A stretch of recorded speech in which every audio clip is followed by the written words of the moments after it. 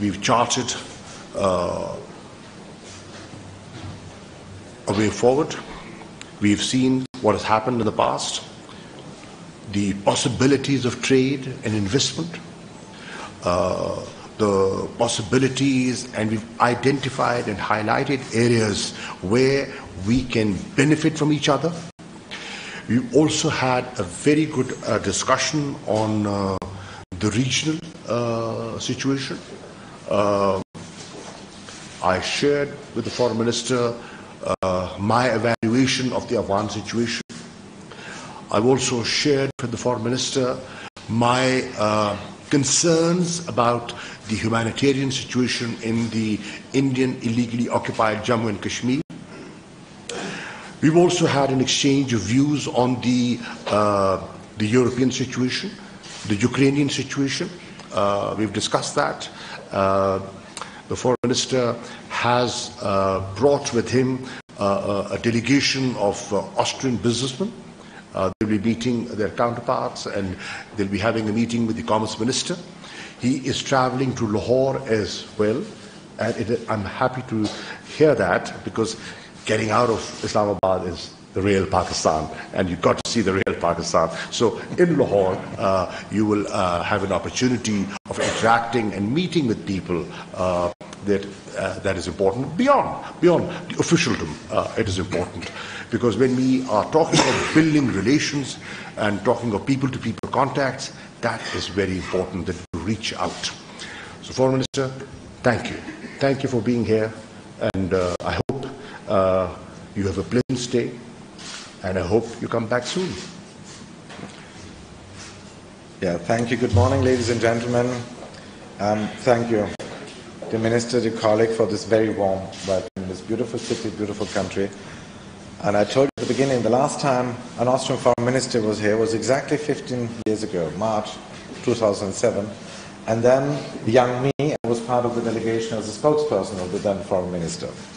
And you have a future. I'm glad to be back. And yes, we do, and the discussion really proved, and sorry for being late, it proves that we had so many things, and we had to basically interrupt our discussion and say we're continuing them over lunch, because there's so many topics we need to discuss, reaching from the regional situation, the local situation, to the global situation with the war in Europe as it's raging again. But let me start by extending my heartfelt condolences to the victims, to the families of the victims of this horrific attack in Peshawar. This is again a topic where Pakistan and Austria stand side by side, the fight against international terrorism and extremism. And having said so, I know that we met last September.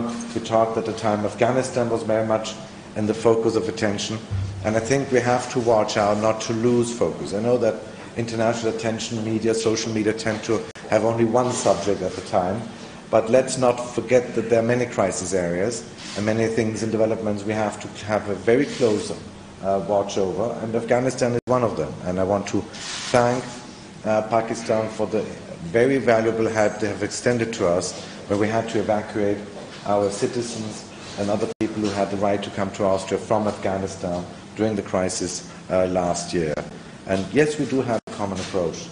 We want security and stability in Afghanistan.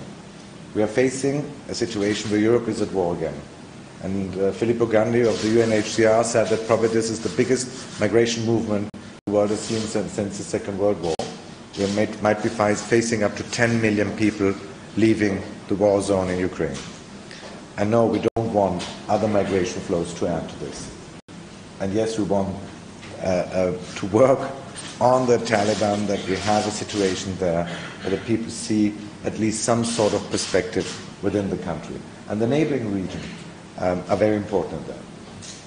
And also, if I may say, and I'm very thankful for that, Islamic countries as such. The OIC, where Pakistan is going to host again a conference, and is very active part, I believe they have a very important role to play as examples for the Taliban in Afghanistan. And as you said, I'm here with up to nearly 20 people representing business in Austria, including the Vice President of the Chamber of Commerce. What we're seeing now in Europe is an earthquake, and tectonic plates are moving. And this will be a very heavy price, especially for Austria economically. But at the same time, we have to look for new markets too. And I believe Pakistan, South Asia there might be possibilities. And yes, the EU is the most important trading partner. Hydrogen power, tourism, infrastructure, green technology. In all of these areas, Austrian companies are world leaders. And they're looking into the possibilities to extend our business ties. And I believe that is very important to us, because what we're experiencing, the shockwaves of what we're experiencing, the war, the attack of Russia and Ukraine, this shockwave will be felt around the globe. This is not a European war. And I believe that we all have to be aware that what is happening there is a blatant attack on the international rules-based order we have built up together after the Second World War and after the fall of the Iron Curtain. And we have to watch out that the new world order, which might be developing, that it is still a rules-based order. The world will be more confrontational, and I believe no country can be indifferent to that. Thank you very much for the warm welcome. I'm looking forward to continuing our discussion over lunch. Thank you. We are already running late, but maybe we'll have the time for one or two questions. Maybe one from either side. Please start. David. Thank you. David Kriegler, Austrian Public Radio. Your Excellency, Pakistan has stressed the importance of de-escalation in Ukraine, yet many Western countries, including Austria, seem to be disappointed that there hasn't been more clear language condemning the Russian aggression. Also, Pakistan abstained at the vote condemning the Russian aggression at the UN General Assembly. Please help me understand, why is it so hard for Pakistan to find like a clearer voice here, especially given the fact that territorial integrity is an important issue for Pakistan, and given the aspect that Pakistan and Ukraine have important economic ties? Thank you.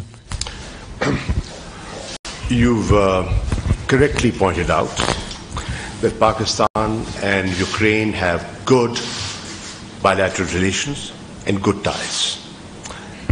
We feel for them and we care for them, and we are concerned about the evolving situation, and we are continuously evaluating and monitoring the situation. Looking at the humanitarian situation in Ukraine, I myself went to see off humanitarian assistance that Pakistan has sent to for the people of Ukraine. Having said that, I would draw your attention to the position that Pakistan has enunciated. What are we saying? We are saying that we do believe in international law. We respect UN Charter. We do understand the principle of self-determination, sovereignty, territorial integrity. We have openly said that war is no solution. We are advocating dialogue and diplomacy. As the Foreign Minister pointed out, Austria, being a neutral country, and has had economic linkages with Russia and has taken certain positions. They will hurt economically. Obviously, they will hurt economically. Europe is going to hurt economically. We are going to hurt economically. And what the Foreign Minister said, and I agree with him, if there is no cessation of hostilities, this war could spread. And I fear the spread. And I do agree, the implications of this war are beyond Europe. We here in Pakistan are already feeling the pinch of rising prices of petroleum products. Many developing countries were, because of the COVID situation, and will, because of this new situation, feel the pinch of rising commodity prices. So, this war will hurt many in different ways. Pakistan is advocating dialogue and diplomacy. Pakistan wants to see the talks between Ukraine and Russia conclude towards a positive. There's a positive outcome, and we're concerned about the loss of life. We have welcomed the establishment of the humanitarian corridor. So we are not insensitive to international opinion, and we also want the international, reporters like you to understand that we are recovering ourselves from a long war. We've been in the midst of war for 20 years. We have paid a price in human terms. We have paid a price in economic terms. And we have also seen how people look the other way. We also know how we have been abandoned. So we have to tread carefully. Thank you. One question from Mr. Azhar.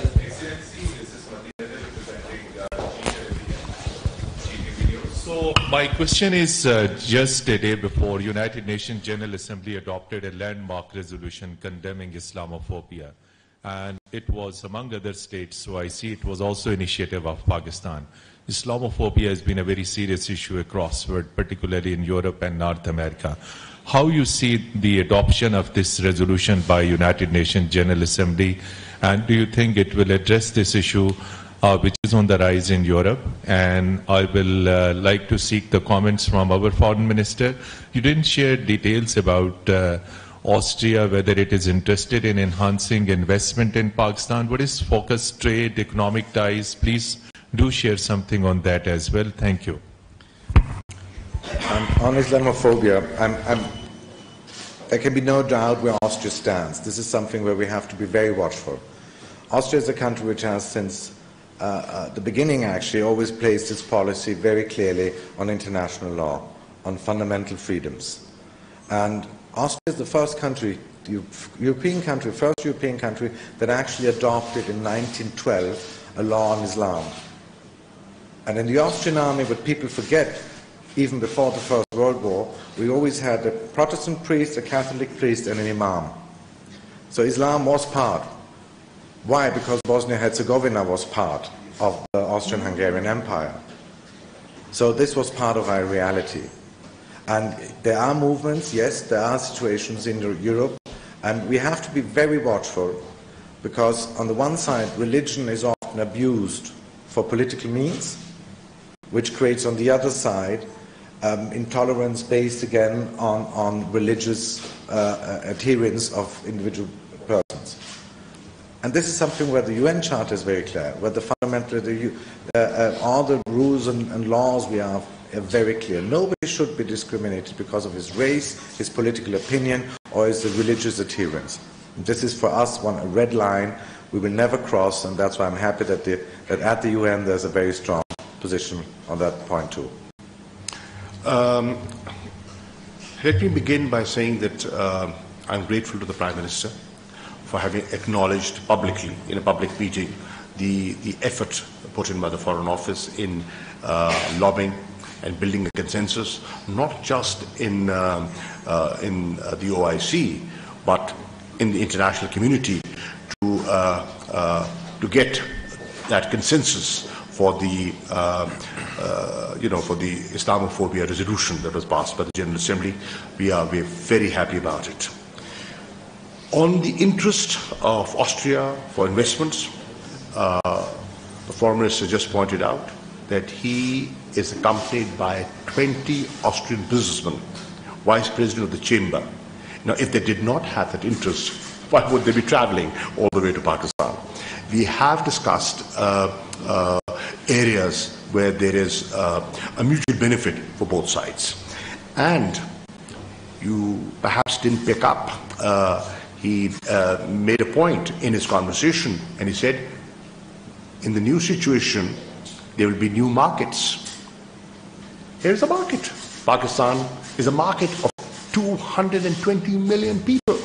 It's a market which can be a hub for re-export into Central Asian republics. Here's a new corridor. There's a new special economic zones being built along the corridor. So Pakistan is the place. It's come to the right place. So what is the new situation? The new situation? Yes. Maybe, Ukraine, Europe. maybe Foreign Minister Schellenberg has something to add to that on the business relations. No, I mean, you're right, and as I pointed out, we are accompanied by a business. So this is a geopolitical trip, and it's a business trip. Geopolitical because I believe we have, as I said at the very beginning, to make sure that we don't lose out of sight other crisis areas because of the war. At the same time, to make sure that you understand that this war is not a European war. This is not by far a European war. Don't get this wrong. This is something which will concern you, and you said it very correctly so. And it's a business trip. And yes, Austrian companies have been always good in the past to find out new opportunities, to find new markets.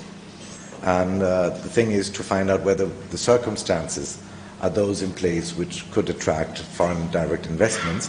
But I believe and I hope that this is the beginning, that this trip marks the beginning of a new era of Austrian-Pakistani relations, not only politically, but also economically. Thank you, sir. I'm afraid in the interest of time, we'll have to conclude here. Thank you so much. وزیر خارجہ شاہ محمود قریشی اور Austria کے وزیر خارجہ مشترکہ news conference کر رہے تھے. آسٹرین وزیر خارجہ کی جانب سے کہا گیا کہ وزیر خارجہ شاہ محمود قریشی کی طرف سے